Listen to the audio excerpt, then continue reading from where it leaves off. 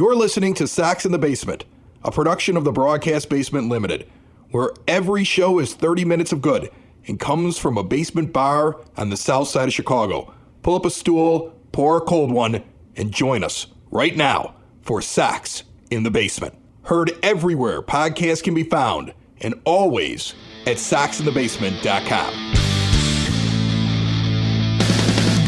So Carlos Rodon was talking to the Sun-Times. Carlos Rodon, who got himself hurt again here? Got himself hurt again. He's only going to be out for a couple of weeks. I don't want to hear anybody saying that's why we don't sign him to a long-term deal because he's injured. Give me a break. He's good. No, I mean, he's really good, but he's one of those guys, too, that it's interesting that he pops up talking as soon as his arm goes out on him. Exactly. So he gets asked some questions like why the Sox non-tendering him. And his quote here, and the article is written by Steve Greenberg, and he was asked about being non-tendered by the White Sox. And he says, I don't want to come off as a bleep towards the White Sox, but I'll say this, when I got non-tendered, I wasn't hurt, but I took it as a slap in the face. And maybe I deserved it. It was a business decision. It's business, nothing personal. It's a movie quote, as we know, and it's true. Now, here's the thing, though, that I take from the article as I was flipping through it. And it's when he gets asked about what it's like being with the Yankees. And this is the slap, because he follows it up saying, I'm not trying to hate on the White Sox, because he knows what he just said. All right? And every White Sox fan's going to hear it the moment I give the quote. Yes. Here it is. Look, I came to the Yankees because I wanted to win. And I'm ecstatic that I'm a Yankee, and I'm going to get a chance to pitch in multiple postseason runs for the rest of my career. They're invested in their players. They invest in their facilities, their staff, everything. Baseball is at the forefront for them. Winning is at the forefront. Like, they care about it. And then he goes, but I'm not trying to hate on the White Sox. He wants you to know that isn't what the White Sox are in his mind. That's the quote. That's what I take from that. I don't hate on that quote at all, because no. I think that's pretty evident in just watching how the two franchises operate. I think we said that 1,000 times on this show, so okay. Yeah. Add him to the big pile that goes up against this front office and this owner. Just throw it on top of the big pile of evidence against them. Another player, a good player, a player that a world-class franchise paid a ton of money to come and play for them, who when you non-tendered him, he went off and pitched his brains out and earned that contract, sitting there saying, hey, I don't know if winning's at the forefront with them as much as it is with the Yankees. That is it. I read his quote, but that's what he's saying. Baseball is at the forefront for them. Compared to who? The White Sox? You don't say.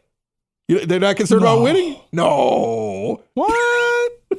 The owner isn't more excited about his philanthropy than the wins and the losses? You're kidding me. What? No. But Carlos Rodon, throw him and his criticism right on the pile there. It's odd.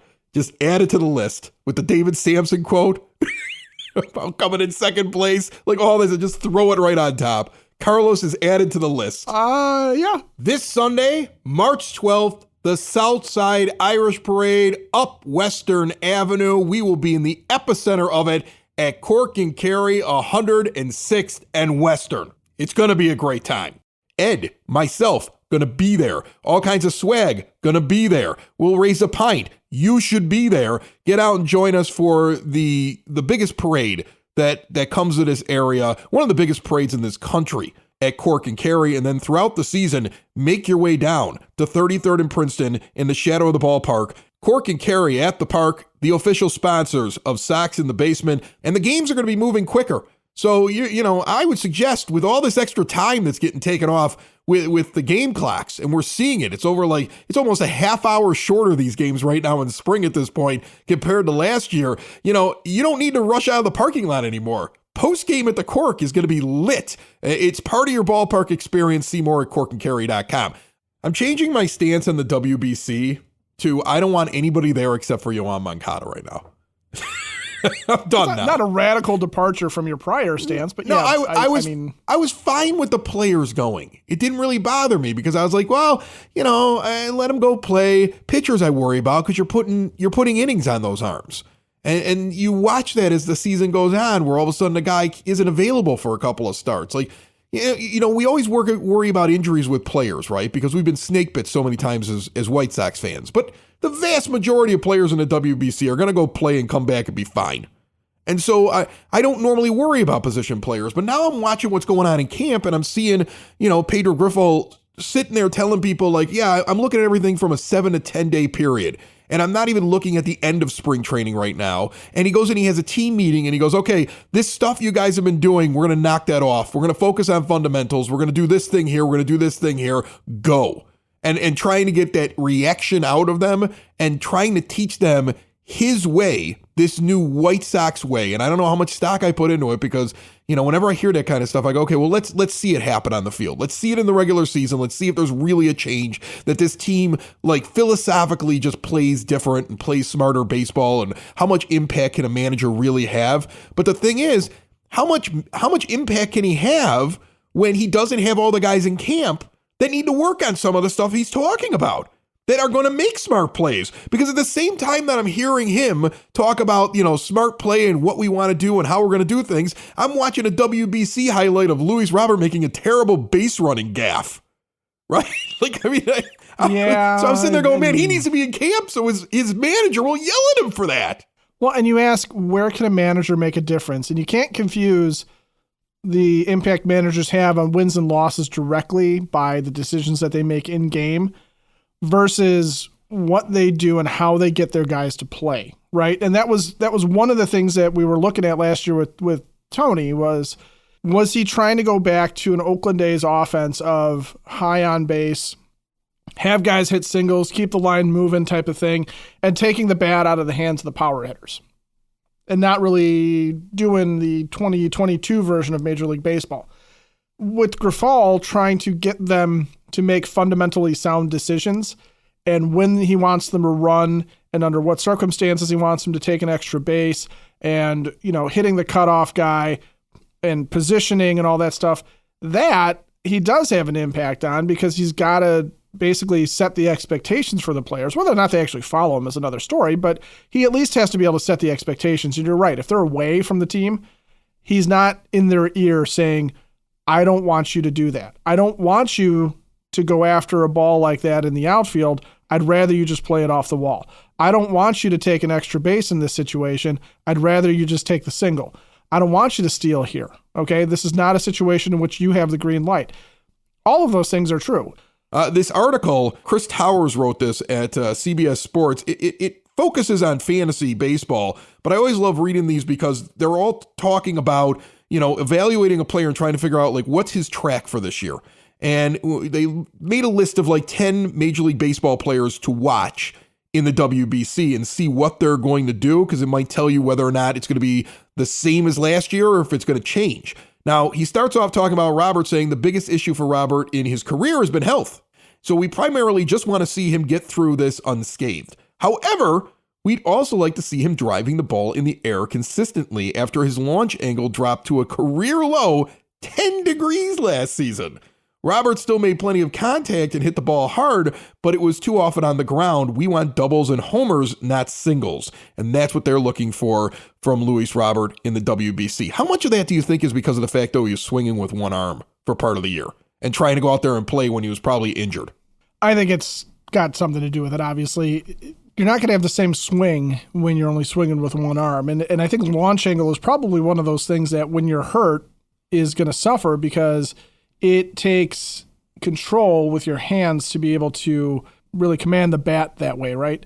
And I think the other thing, too, besides the injury, was also this idea that, they were all trying to be more conscientious about hitting the ball hard and getting on versus trying to hit home runs. And yeah, it's not wrong. I mean, nothing he said there is wrong, right? No, but I think that a lot of the approach last year could have been on the way the team was trying. I mean, it was an overreaction to what happened in the postseason against the Astros. Right. The idea that we were going to change our hitting philosophy and how we were going to do things. And I think it made things even worse than the injuries caused things to go bad for this team. So yeah, my number one thing is just be healthy, but I want him in camp so that his manager can undo some of the ridiculousness that was placed upon him last year.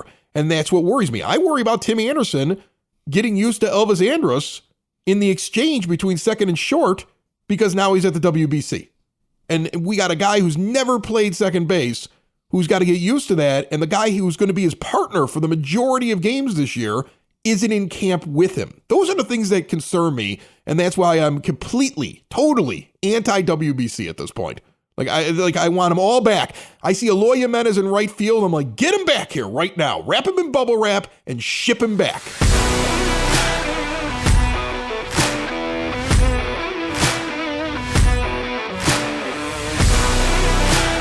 Sox and Basement listeners, if you're looking for new exterior windows, doors, patio doors, storm doors, there's only one place to go. It's Window and Door Superstore of Oak Forest.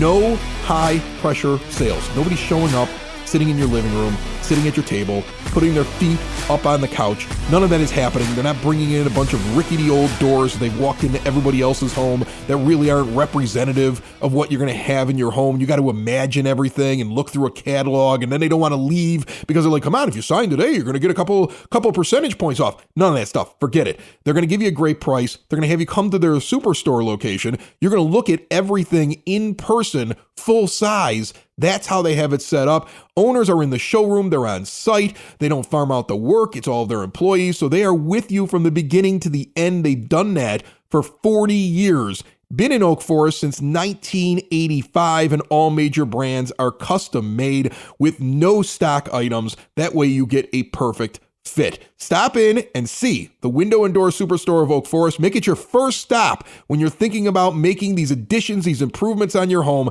They're a half block east of 159th and Ridgeland at 6280 159th Street. Learn more at windowdooroakforest.com.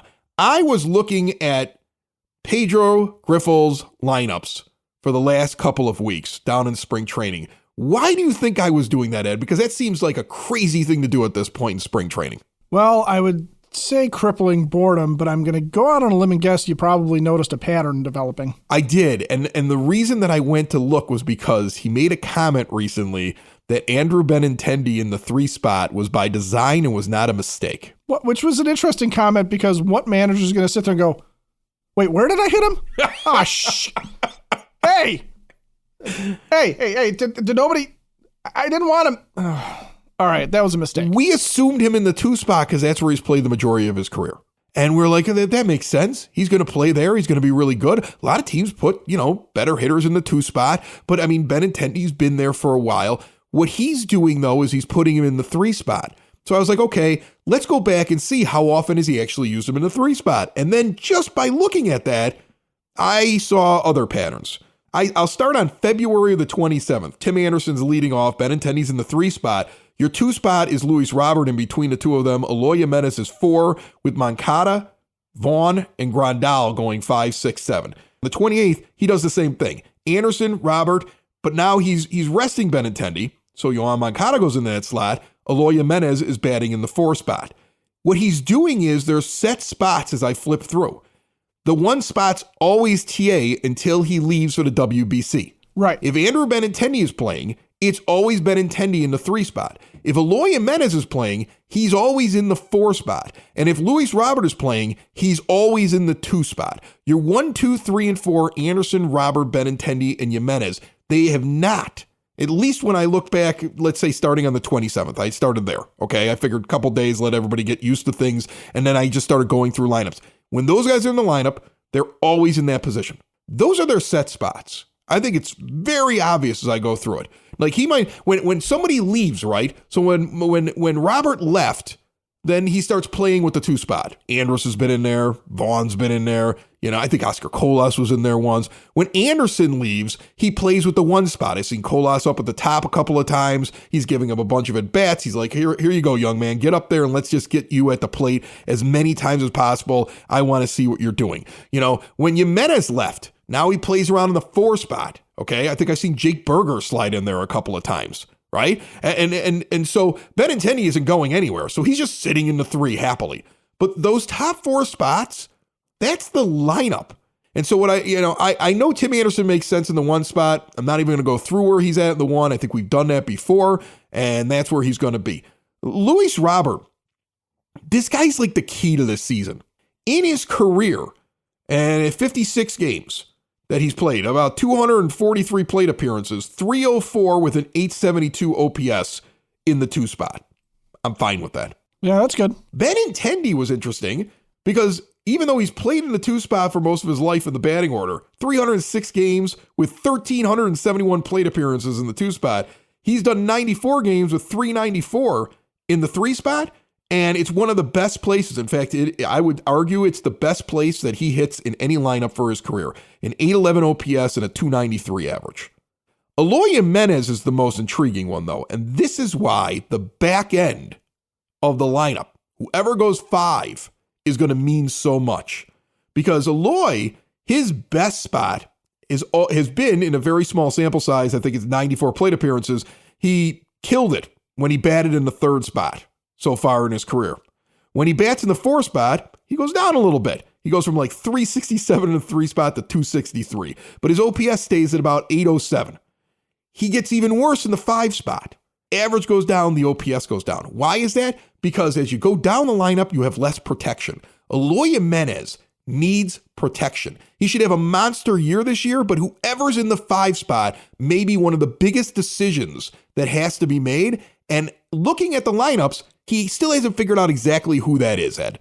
And that's probably what he's doing right now, right? He's probably looking at Andrew Vaughn going, does he fit there? He's probably thinking about Yasmani Grandal. Does he fit there? He's probably thinking about Oscar Colas, quite frankly, and looking at what he's doing and how much contact he's making and wondering if that's the guy that follows up Eloy Jimenez and gives him the protection. Nah, but he hasn't tried him yet there. So I don't think I'm not talking about where he's putting him in the lineup. Don't read too much into that, especially with all these guys gone. He's just getting at bats, okay, and looking at their approach at the plate. Right now, with half the team off in the WBC, he's not going to bat Oscar Colas 5th with a bunch of guys, Adam Hazley and Jake Marisnick in front of him, right? Because it's not going to do anything necessarily to change his approach because he's not going to have guys on base if Billy Hamilton's in front of him. Because Billy Hamilton's hitting 100 and has, basically been on base 3 times the entire spring so far. So I think what he's doing is he's probably looking at these guys, looking at whether or not they're taking a good approach, making good contact. And because what are you looking for behind Eloy Jimenez? Do you give a crap how many home runs the guy hits? Or are you looking to see, is this a guy that a pitcher's going to look at and go, if I put one more guy on, okay, if I put the 4th hitter on, which now has 2 or 3 guys on base in this inning, if I put one more guy on, can I afford to monkey around with the 5th place hitter because he's likely to get a hit or he's likely to take a walk or he's going to give me a really tough at bat? Because that's where Vaughn or Colas would come into play. And this look at the options to sit behind Eloy Jimenez in the 5 spot is brought to you this week by the Village of Lamont. Want to experience a downtown with real history, great eats and drinks, and green spaces filled with adventure? Visit the Village of Lamont. Shop, dine, drink, and explore at lamontdowntown.com. Before Moncada leaves, he's getting a tryout sitting behind Jimenez, I can see. After he leaves, Grandal is almost exclusively sitting behind him. If he's playing, he's sitting in the 5 spot. And I've also seen him try out Andrew Vaughn there. So the question, I think those are the 3 choices he's trying to pick from. Just gut feeling. Who do you think should be sitting behind him? I think you're looking at, with Yasmani Grandal, you're looking at his body of work in the past. And you're looking at him as a guy that has always given a good at bat. Okay, so that's where he comes into play. I think with Vaughn, what you're looking at a guy who is a rising hitter in this lineup and a guy that you're looking at as someone who's going to take the next step and become another tough at bat and another tough out. I don't think you're necessarily worried with Vaughn and Eloy Jimenez being back-to-back right-handed hitters necessarily. Woe be to the lefty who has to face those two, but I don't think that that's going to be as big of a concern. I think probably you're looking at what I was talking about earlier, the idea that who's going to give you a tough at bat. Now, if you look at where Vaughn has had his success, it's not really been batting 5th or 6th. It's been lower, just like Moncada. When he's batting 7th, it's Moncada. like 7th has been his best thing. 168 plate appearances, hitting 283, 866 OPS. You move him up just to the 6th spot, he's hitting 234 with a 678 OPS.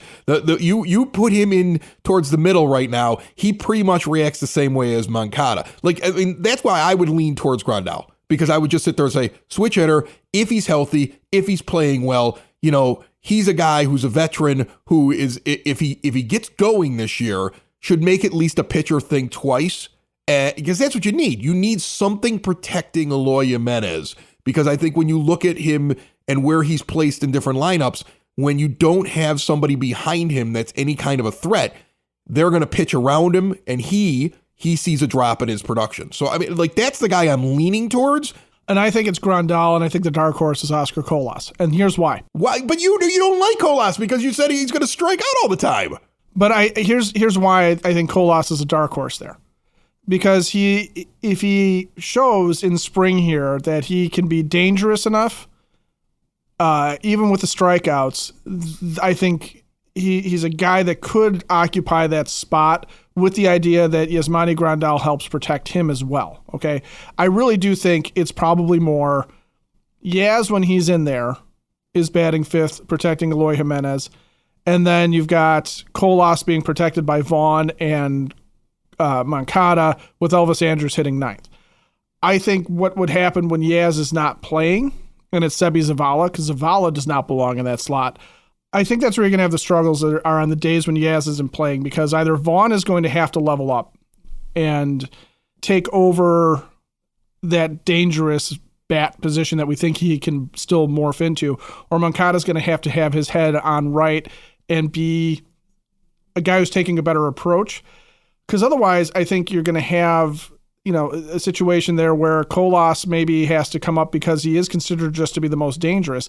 And even with the strikeouts, I don't know that it's necessarily a given that you're not going to have a strikeout issue from Yasmani Grandal at this point in his career, or that, you're not going to have a strikeout issue from Yohan Moncada or Andrew Vaughn, who aren't exactly like guys that never, ever K. Sox in the Basement listeners, do the hard work. And if you're a hardworking man or woman on the South Side, you need to be outfitted properly. And that's why you should visit Red Wing Shoes in Evergreen Park, New Lenox, and Geneva. A work boots specialty store that carries sizes from 6 to 16 and feet as wide as 4E. A 115-year-old company that came out of Red Wing, Minnesota. And one of its largest stores in the entire Midwest is in Evergreen Park, Illinois, ever since 1976. When you're on your feet, the footwear is everything. So why not get an expert fitting? They warranty, repair, and offer free conditioning with laces. And they also carry Carhartt work clothing as well. Located at 3347 West 95th Street in Evergreen Park, Illinois, at 208 East Maple Street on Route 30 in New Lenox, or at 1749 South Randall Road in Geneva. Visit them today. You work hard. You've earned it. Red Wing Shoes.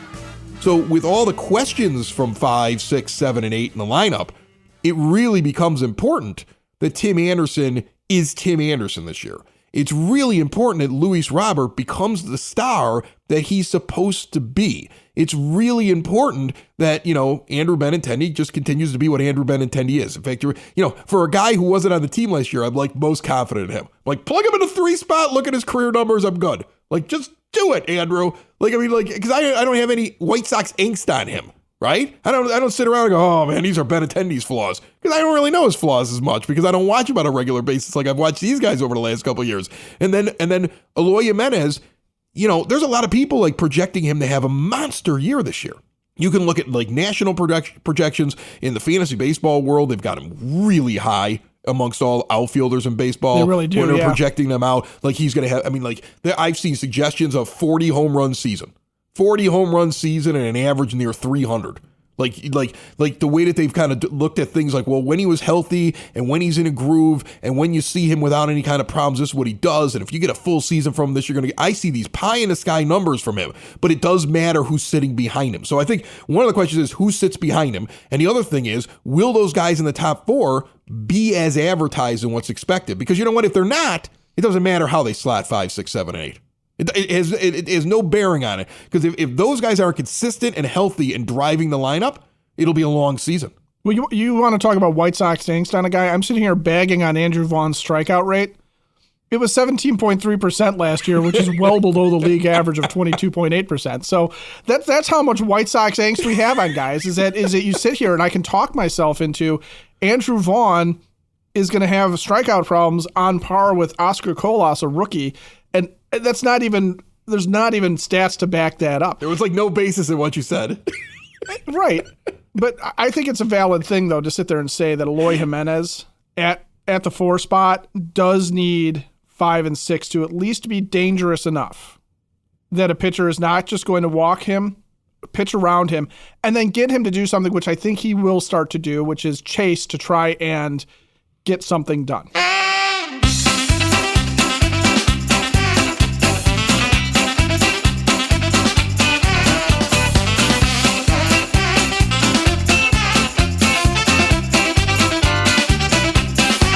That music means it's time to nerd out with the Sox nerd. Dave Marin is up in the scoreboard. Not in the scoreboard. He's like in another part of the stadium, but he's putting really cool stuff up on the scoreboard at the rate.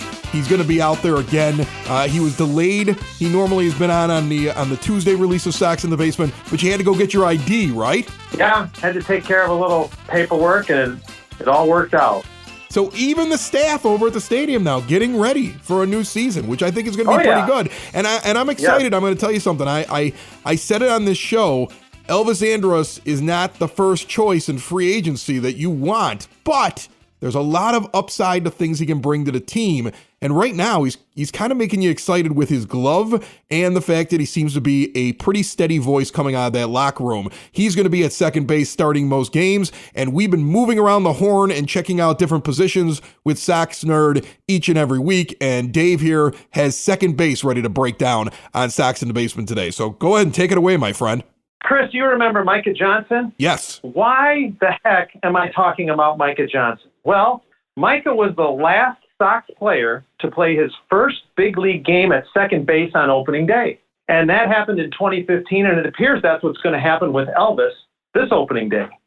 You know, as you said, everyone's happy to have Elvis back, but let's not forget he emerged from 2022 having played all of his 1,914 games at shortstop. Andrew Vaughn, Dick Allen, Reed Nichols, and Mike Huff have played more Sox games at second base than Elvis.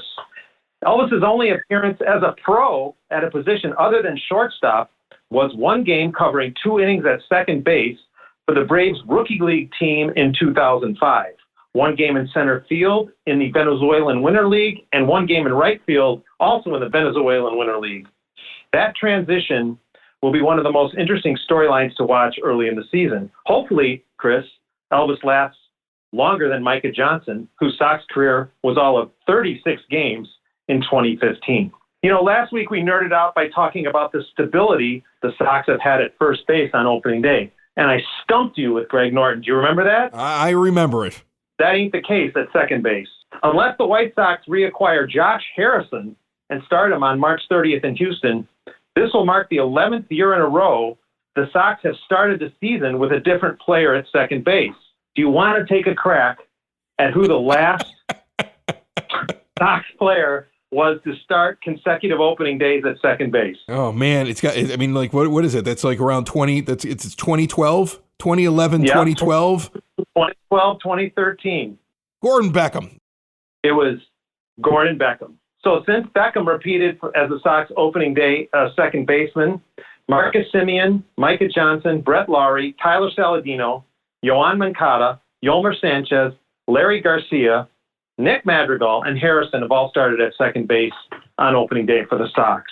And if you are wondering if 11 opening day second basemen in 11 years will be a Sox record, the answer is yes. There have been other positions that have had more consecutive years with different starters, but some of those players have repeated in those years.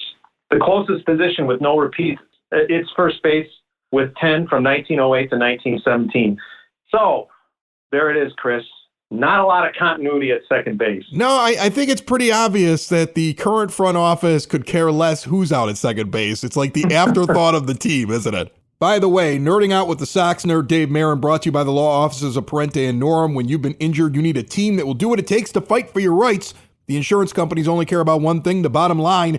They have a team with experience, dedication, proven results it takes to get you the care and compensation you deserve, and they've recovered nearly $500 million for injured clients and their loved ones Free case evaluation. Call or text them today, 312-641-5926, or visit pninjurylaw.com. Chris, here's my zinger.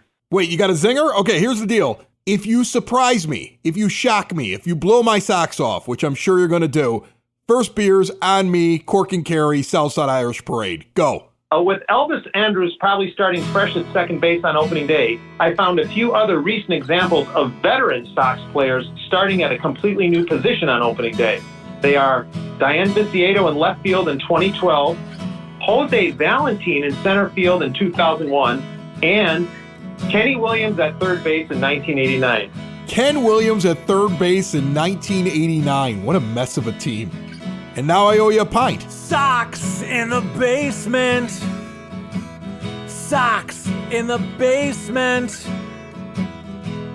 Sox in the basement. Sox in the Basement. Heard everywhere podcasts can be found, and always on soxinthebasement.com.